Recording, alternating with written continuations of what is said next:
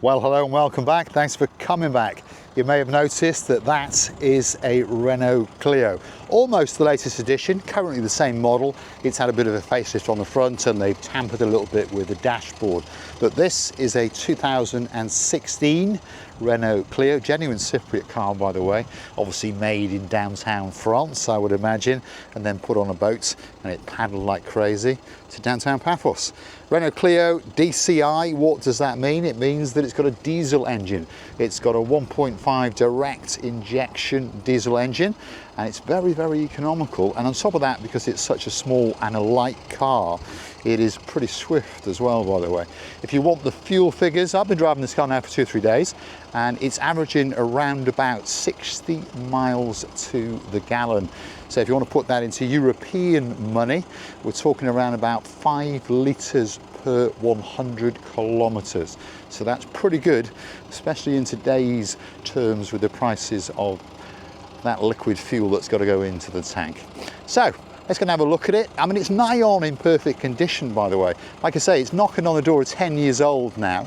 It's got the odd little scuff on its alloys, if we have a quick look. But that's quite normal for a car that's been driving around a town, isn't it? No doubt about that. Let's go and have a quick look at its discs. Get our finger in there. Slight lip, to be honest, but nothing untoward.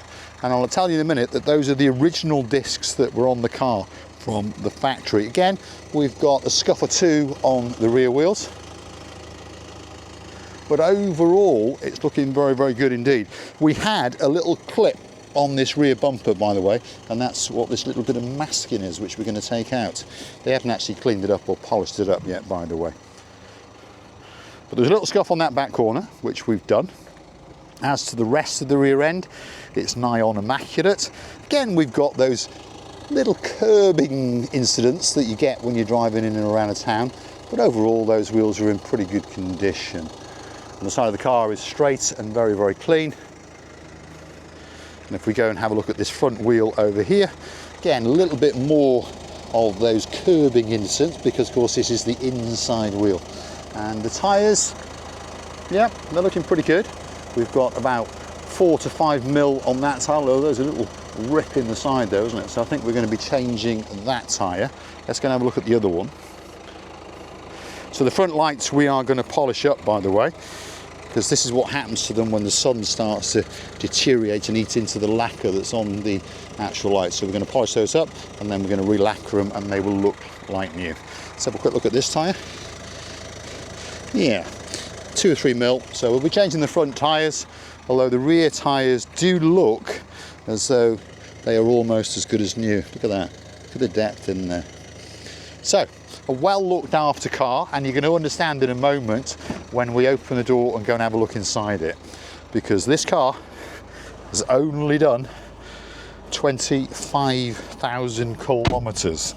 Let's let all the computers do their thing. Now it wants me to put my seatbelt on. But I promise you, this car has only done 25,000 kilometres. No, typical modern car that's not going to let you do anything unless you put your seatbelt on. So we'll put the seatbelt on. There we are. Centre console, quite modern by the way. And of course this one is an automatic, as I said. Good air conditioning system. We'll turn it down that little bit. The car's nice and chilly now. We've got speed control, so you can set the sensor to the speed that you want it to go at. Let's say in town, set it to 50 kilometers an hour or 30 kilometers an hour. This is your eco button, which cuts the revs and stops the car from changing up gear too much. And it's got a push start, which is just located there. And you have to put this little contraption, which is this little thing, which is your key, and it goes into there. Although it will drive with it still in your pocket. Nice little place for your mobile phone. Charging point, slightly older fashioned car, so you've got to put a converter into there. Nice little dash spot there. Quite a practical little glove compartment, but you can certainly get a couple of cans of Coke in there. And it's got a pretty good stereo system, by the way. It really, really has. So let's go through the menus just to show you. There we go.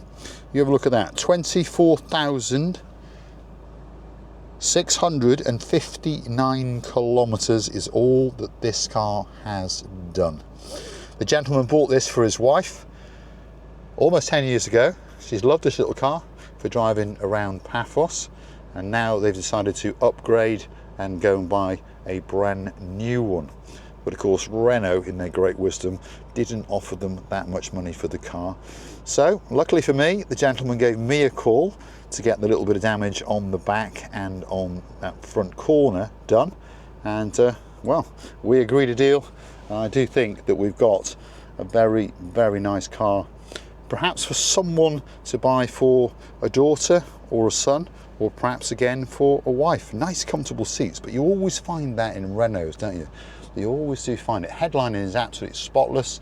The sun visors, again, haven't been moved that much. They're not springing around like crazy, if you understand me. The steering wheel has got absolutely no wear on it whatsoever. It literally is almost like a new car.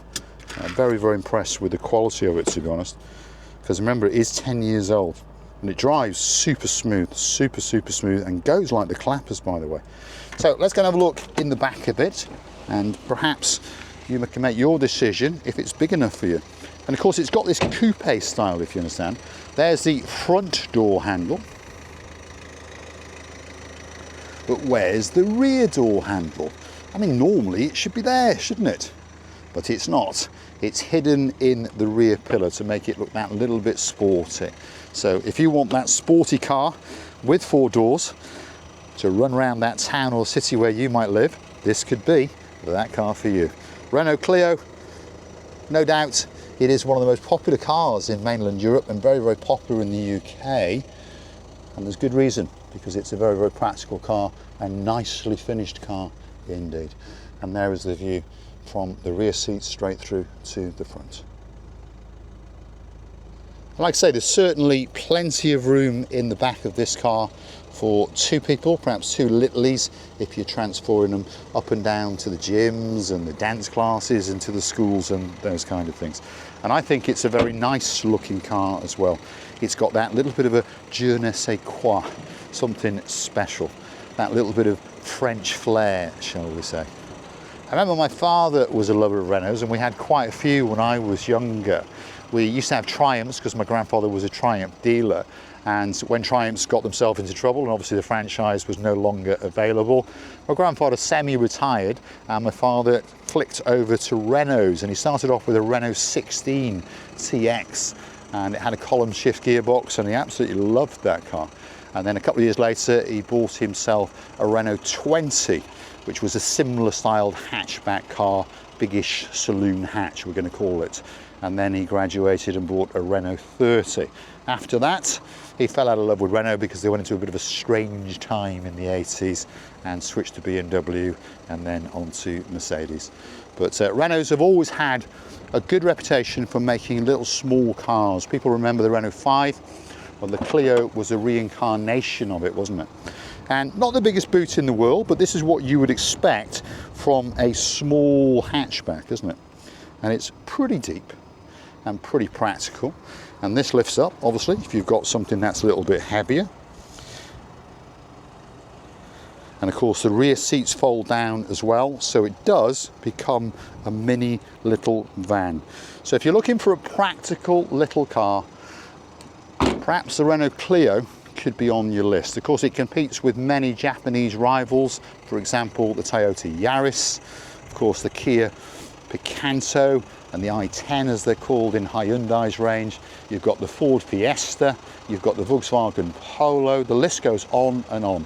But if you want something with that little bit of a flair, that little bit different, perhaps Renault's Twist could twist your arm and perhaps get you to get your checkbook out, because that could be a cracking little car for somebody, there's no doubt about it.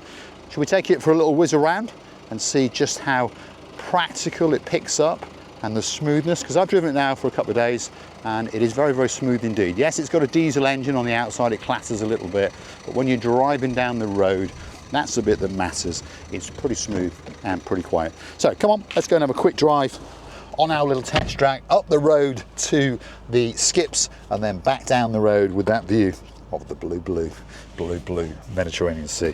And I tell you what, it's pretty warm in downtown Paphos at the moment. Let's get her into gear. We're in drive. You know what I like this, by the way? If you look at the dash now, it's very, very simple and very, very intuitive. And if you watch this, you see the R? We've gone into reverse now. Very, very simple. Straight into neutral, straight into drive. And then there is the speed right in front of you. And I believe that that, or heads-up displays, is the future. Because what's the point of having 20, 30, 40, 50, 60? What's the point? Especially as we're getting older, you can barely see it. Put a nice big digital display in front of us, and we know if we're speeding or not. Simple. And we shouldn't be, should we?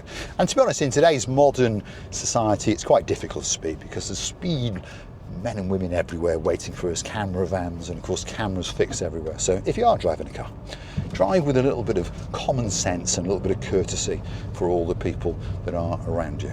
So here we go, we're off on a little drive in the Renault Clio 1.5 DCI diesel, and of course it is an automatic, and that makes it driving much, much easier, doesn't it? Here we go. But as you can hear, well, hopefully you can't hear a lot, because it is very, very quiet, especially for a small little hatchback. Quite smooth, quite refined, and Renaults are quite famous for having quite a soft and pleasant ride.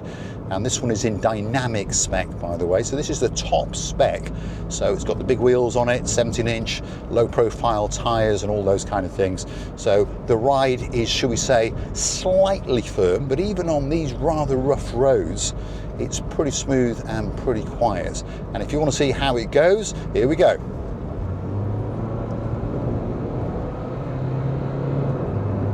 Picks up pretty well for a little hatchback. And of course, because it's a diesel, it's got plenty of torque for when you're driving around. And of course, it's very, very economical indeed.